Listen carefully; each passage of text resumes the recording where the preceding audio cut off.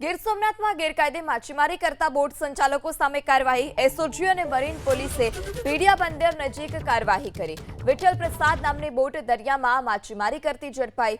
1 જૂનથી 15 ઓગસ્ટ સુધી દરિયામાં માછીમારી પર પ્રતિબંધ છે। બોટ માલિક અને સંચાલક સામે ગુનો દાખલ કરવામાં આવ્યો। ત્યારે એસઓજી અને મરીન પોલીસે પીડિયા બંદર નજીક કાર્યવાહી કરી છે। વિઠ્ઠલ પ્રસાદ નામની બોટ દરિયામાં માછીમારી કરતી ઝડપાઈ।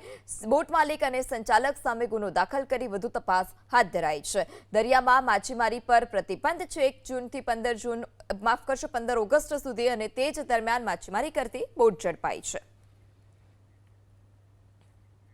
1 જૂનથી 15 ઓગસ્ટ સુધી દરિયામાં માછીમારી પર પ્રતિબંધ છે।